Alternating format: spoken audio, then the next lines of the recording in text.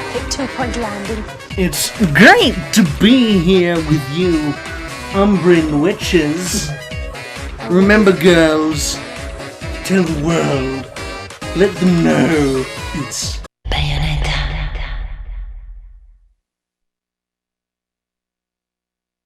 Maybe a little game named Bayonetta, aka way better than Beautiful Joe. Me. You don't agree? I mean, I love this game, but I have very fond memories of Beautiful Joe. It's been a very long time since I've seen this game in action.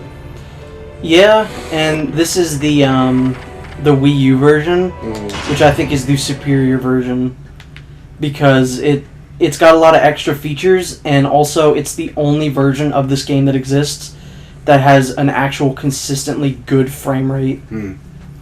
Which I usually don't care about, but it's actually really important in this game.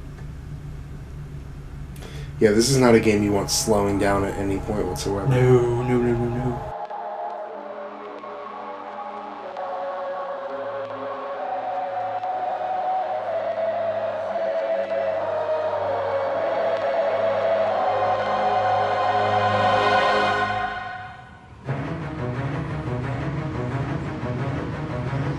This is high on my list of intros, like best intros in the game. Oh, for sure. It's just like, it starts you immediately off on just a high note, whereas some games build to this. Like, this could be the last level of a game. Yeah, no, this is the... This is the intro. This isn't even the tutorial. Nope. Like, this is just the kind of have fun. Because I'm fairly certain you cannot die in this part. And their efforts to maintain the balance between them. And they give you exposition too. Yeah. Yet one day. But this game, like the beginning of this game specifically, is actually very story heavy. And then, really, where does the story matter afterwards? Yeah. Woo! Yeah, the Wii U version is definitely, I would say, the best version. It looks good, it performs well, and it comes packaged with Bayonetta 2, so it's essentially like you're getting a free game. Well, technically it was Bayonetta 2 that came with Bayonetta. No. Look at the box. Into a chaotic loop of battle, ambush, assassination, and Bayonetta United. Okay. So yeah, it's Bayonetta 2 included. It says bonus Bayonetta 1, so it's not like... That's what I said. No, you said the opposite, I think. No, I said it was 2 with 1 as the added feature. Oh. Also, this and Bayonetta 2, Bayonetta's United, is one of the few games... Featuring Patrick Stewart? Yes, that, but also that I would say it's actually worth getting a Pro Controller for. I like having a Pro Controller. I don't know, I just didn't find myself using it in that many games. I usually just use the gamepad. But this one, it's just kind of, it's better to have a controller in your hand that doesn't, it's not like 2 Game Gears taped together. Yeah. It really is like that. I mean, that was my first reaction when I saw the gamepad. It's just a giant Game Gear. Apparently the NX is supposed to be like... The NX looks like a mess. I have no idea what's going on. It's like all the leaks that have come out that are probably untrue, they just all look like trash. I think, not even the leaks, just the general way that it's supposed to look or perform. Yeah. Where it's like, it's got this screen and that's the system, and then you detach the controller from the side, and it's like... Yeah, it just looks weird. Yeah, I don't need a game system to transform it. No, I think we just found it. I like the fact that it's both portable and... Do you, though? Well, because I'll put it to you this way. Like, I think that's the best solution, to have the same games on 2 different consoles. You know, like, I think remote playing is kind of ridiculous because you have to assume that you're going to have your PS4 on all the time. Yeah. You know, so, like, this is like you can actually shut your system off, you can take it with you. I think that makes sense. I don't think you need to do all this transforming nonsense, but... Yeah. But I feel like if a company could do it, it would be Nintendo. Yeah, we'll see. Not to be like, Nintendo's the best, but like... They're the ones who take the most risks, and for the most part, they pay off. Mm-hmm. You know, even if it takes a couple years for people to get it. I'm not the one to say, like, Nintendo is, like, coming up with ideas that are way before their time. I'm genuinely in the boat where, like, I think that they're innovative and that they make their stuff work. Yeah. You know? I think it's pretty interesting to note that they, wanted to do the Wii controller the stuff. next Donald Trump rally here. Folks, we're gonna have a great time with the witches. I happen to know Bayonetta. She's a fine woman. Not a bad woman at all. She's a great woman. Knives, I love knives. Bring them to... I don't know why you turn into Kennedy there. Knives, I love knives. It's Kennedy. That's not what your knife can do for you. It's Kennedy and Steve Irwin. Yeah. Also, like I said, the beginning of this game is fairly story heavy, so I don't mind us talking at this point in the game, but later on I'd like to be quiet for couch scenes. We could talk, I'll just cut it out. Jihad? This is the second level, correct? Ever select? Done. Yeah. So honestly, like this game, I don't think it's like all that long.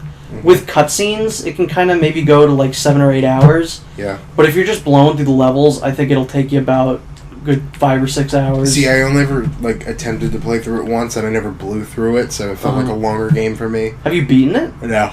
Oh. I had like 2 or 3 levels left. So this will be a first for you. It will. But I'm not even letting myself touch that controller because there is no way that you will get quality footage out of me. No.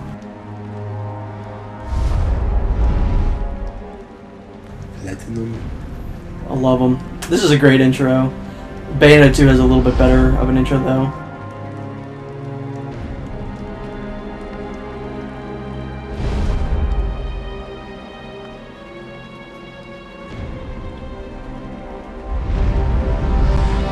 There he is! Blocked. Literally, he's on a tombstone.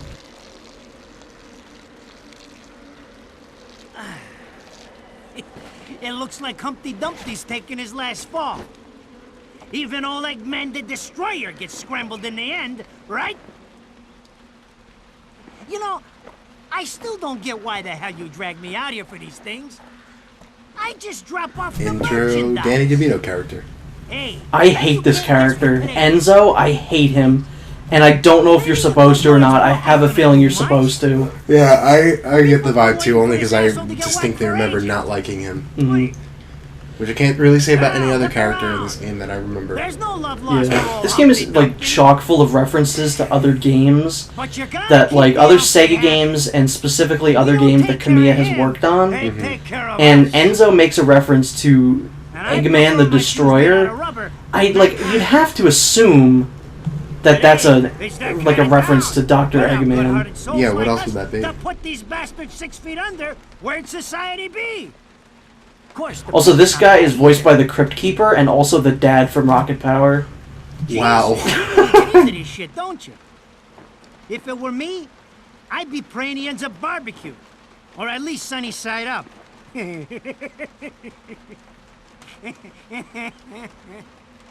You can keep praying, but the only way this guy's meeting the Lord is if God's hungry for breakfast.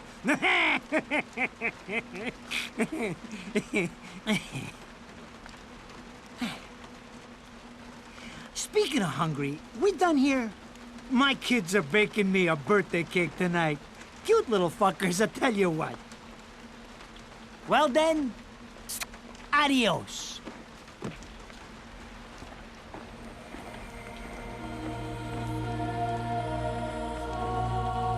What the fuck? They're here? For this douchebag? Ah! I hate this damn light! I can't see a thing! Oh! But they're there, ain't they? You hearing me? You can see them, can't you? I see them. They are instruments of God, descending upon his heavenly rays to earth. Oh my God! Dear Lord, grant us guidance, and keep safe the souls of our loved ones for all eternity.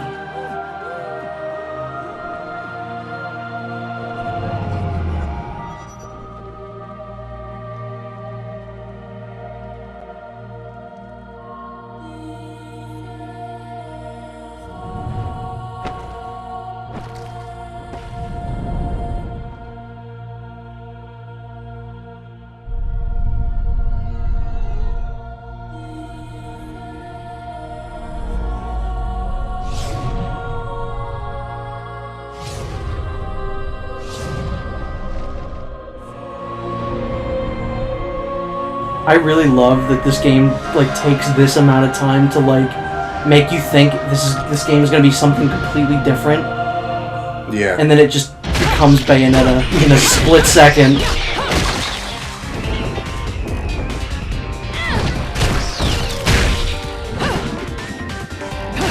Now, which version of the game did you play? You probably played the 360 version, right? I did. Because I remember, first off, I had the 360 for longer, and I remember hearing the reviews saying that the PS3 version was really, really buggy. Which it definitely was from what I remember seeing. I played, like, before the Wii U version, I played the PS3 version. It wasn't buggy, it just had a really bad frame rate.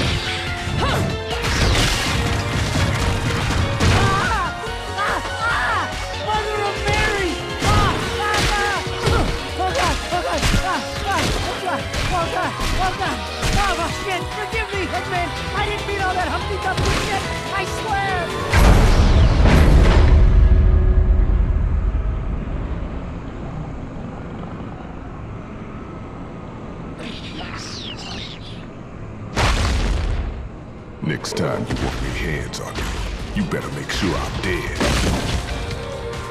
Now move out the way. There aren't many characters that I think should like deserve their own spin-off games. Rodan needs one. How about you get out of here?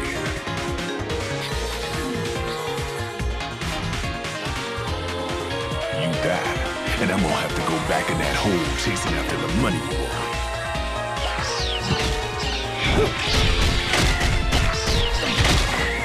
Do you naughty little angels deserve a good spanking?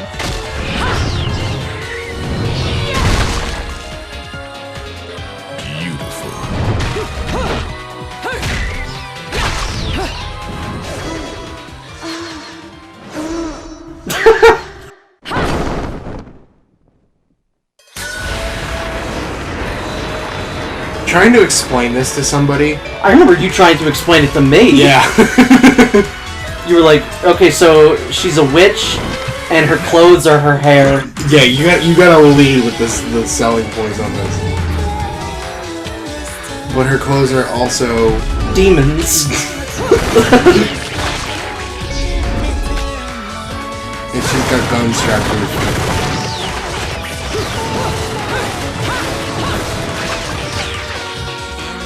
I don't know what Japan's obsession with this song is, Fly Me to the Moon, but like it's featured predominantly in this game, and it's also like the end credits theme of Evangelion. Throwing me these cheap toys. Don't worry about quality.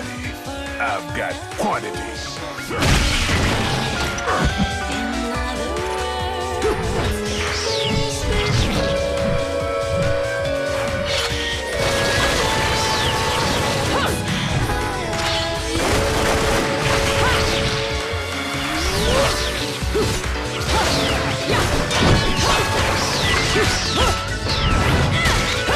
Here's my real question. This is what happens in the first, like the opening minutes of this game. Yes. What has Kamiya ever pitched that didn't get developed? What was too ridiculous? I don't know. And the thing is, it's like it felt like a gradual climb with him. Yeah. Like the first game he directed was Resident Evil 2, which all things considered isn't really all that ridiculous. No. If you're just gonna watch, I'm putting you to the work.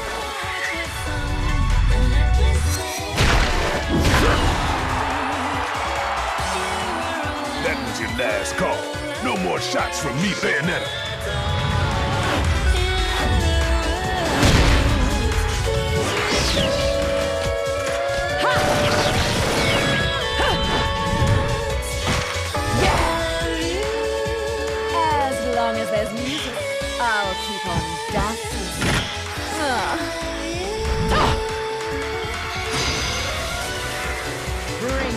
Yeah, so the way... I have dumb weapons right now.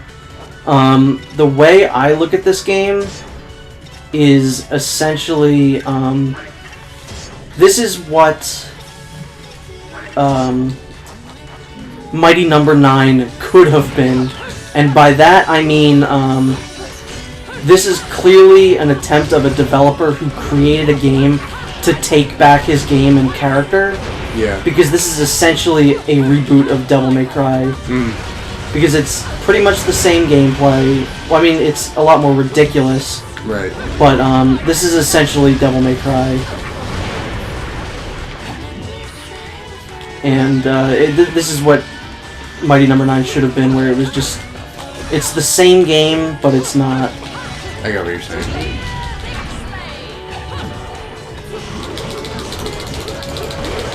So yeah, when's the last time you played this game? Freshman year of college. Last was like, what, 2011? 2012. 2012, same thing. Yeah, I started Mass Effect and said, no, this isn't ridiculous enough for me, so I went back to Bayonetta. Oh, so you had to pick between Bayonetta and Mass Effect. Well, it was just, my friend was playing Mass Effect, and I was like, you just finished it? And he was like, oh, you want to play? I'm like, sure. I hated it. See, I don't get that. I mean, maybe I can kind of understand. It was the controls. It was the controls, and I know that like picking a certain class makes you not as proficient with weapons, but like it literally controlled like a dumpster. I can get that, but honestly, if I had to pick between Bayonetta and like Mass Effect, I'd pick Bayonetta. Also, Red Hot Kick.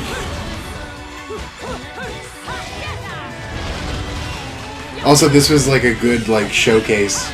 We were like, "What are you playing a game?" I'm like, "Yeah, you want to see?" And they're like, "What is this?" I haven't played a game since the Nintendo 64. Show me what video games are now. I don't know who that was, but I was gonna say all of my friends were younger than me, so none of them sounded like that. But I was like, "Yeah, you play as this Umbran witch, and she's got 4 guns, and she's got hair demons." like, this is not a game that you want someone to, like, unfamiliar with you or video games to, like, walk in on you playing. This is a good first impression game.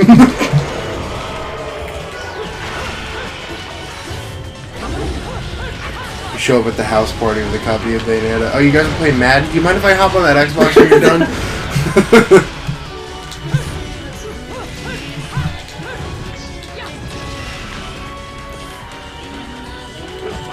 Like, this game has some of the, I think, just the best, like, gameplay mechanics. Like, Witch Time is so good.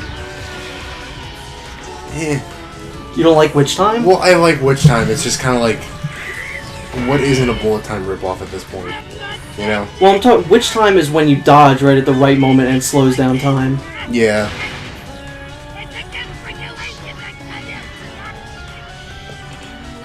And it's like, in this game, it's like, basically, I mean, I haven't played Bayonetta 2, but it's like basically the best that that mechanic will ever be. Well, I mean, in terms of gameplay changes, Bayonetta and Bayonetta 2 are pretty much the same game. So you're right. I just bought the damn thing. Also, this absolutely drives me up a wall. I hate cutscenes like this in games, where it's just static images of characters. I hate it. Who could I torture? Just call me Jack Bauer, because I'm gonna just torture everyone. I'm pretty sure you can also just like mess up Enzo's car. Yeah, you were unintentionally. Or was it intentional? Who knows? Well, considering you don't like him. Sometimes, like, that will just happen on complete accident. Like, just things just happen in this game. Yeah. Sometimes they're explainable, sometimes I they're do not. remember those moments where I'd pull off moves and my friends would be like, how'd you do that? Like, I've been practicing for years, when in actuality you have no clue. yep, I've been playing this game for a collective of 4 hours.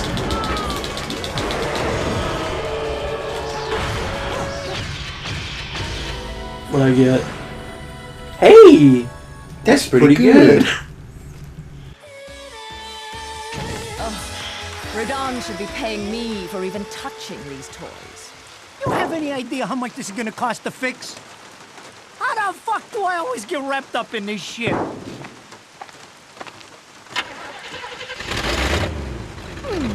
engine still purrs nicely. Now, about this... Honestly, like, this is one of those games where the sequel, the character looks way better. Like, Bayonetta's design in 2 is so good. It's, like, way better than this game. Invisible things, and you want an intelligence briefing? It never stops with you! You keep belly aching like that, and you're liable to wake Eggman from the dead. And I don't think either of you would like that. Catch you later, Bayonetta. Something tells me you're gonna need a rush on our special project before this shit hits the fan. Wait, Rodan. What about Eggman? Such a popular chap. I bet they hate him down there as much as you did when he was up here. We just need to make sure he won't come crawling back when they kick him out. Nothing a flower bed can't fix. Fill her up. You heard the man. Finish up in 5 minutes or you're walking home to your cake and candles. What? Don't you leave me here!